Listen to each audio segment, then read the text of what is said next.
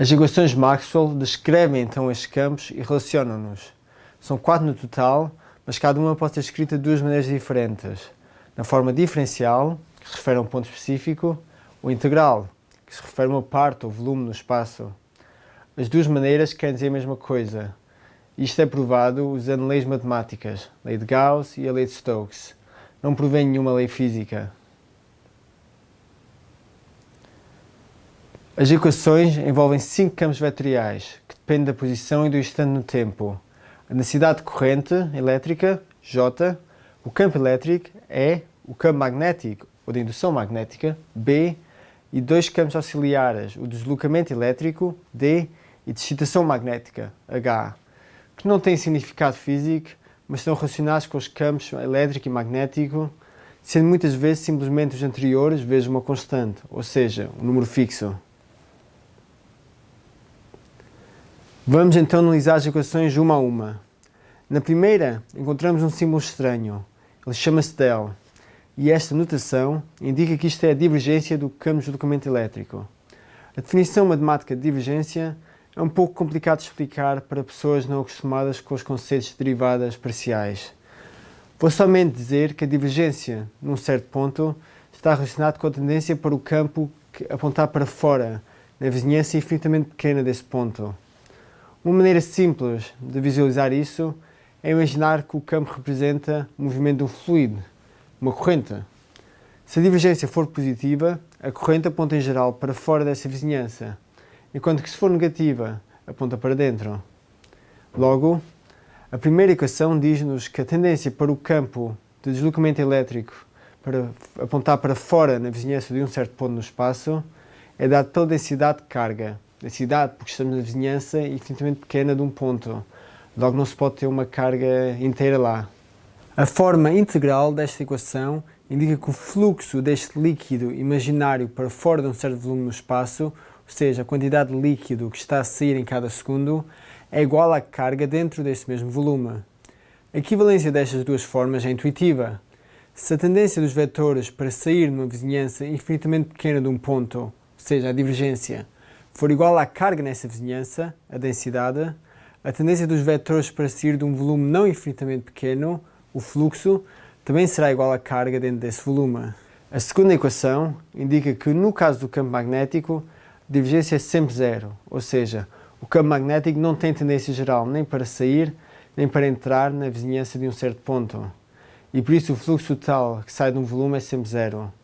Todo fluido que sai é compensado por fluido que entra. O campo assim chama-se solenoidal. Nas duas últimas equações aparece uma nova notação que utiliza o del, o rotacional, que, como o nome indica, está relacionado com a tendência do campo para rodar na vizinhança infinitamente pequena de um certo ponto. Se, por exemplo, colocarmos lá um objeto, num certo ponto no espaço, o rotacional descreve como esse objeto rodaria por causa do movimento do tal fluido. É interessante notar que o rotacional num certo ponto é também um vetor, que é perpendicular ao vetor original. A terceira equação diz-nos que o rotacional do campo elétrico é igual a menos a derivada do campo magnético em relação ao tempo. Para quem não sabe, uma derivada em relação ao tempo indica-nos quão rapidamente uma coisa está a variar num certo instante.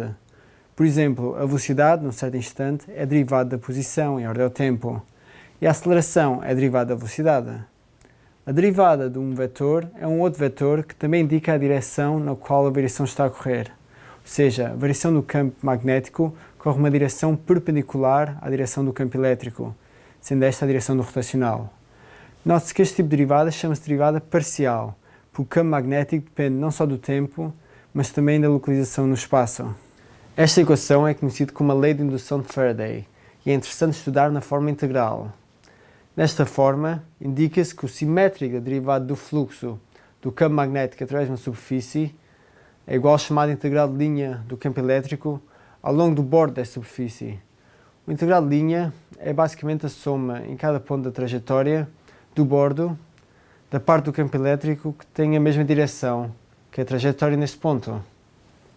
Se, por exemplo, a superfície for o interior de uma espira circular e a circunferência da espira for a trajetória, o integral de linha será, por definição, igual à diferença potencial ou tensão nessa espira. e, portanto, derivado do fluxo através da espira, cria a diferença potencial, também conhecido como força eletromotriz, que pode alimentar um circuito elétrico. Este efeito é conhecido como indução magnética e é muito importante para a geração de eletricidade hoje em dia, sendo as espiras muitas vezes agrupadas em bobines. Ela basicamente mostra como o magnetismo pode dar origem à eletricidade e foi descoberto por Michael Faraday em 1831. A última equação mostra como o rotacional do campo de excitação magnético num ponto é igual à densidade de corrente elétrica nesse mesmo ponto, J, mais a derivada do campo de deslocamento. Na forma integral, verifica-se que o integral de linha do campo de excitação magnética ao longo do bordo de uma superfície, por exemplo, em torno de um círculo, é igual ao fluxo de densidade da corrente que atravessa a superfície, que corresponde simplesmente à corrente total, mais a variação do fluxo do campo de deslocamento elétrico. Esta lei complementa então a anterior, mostrando como a eletricidade pode dar origem ao magnetismo.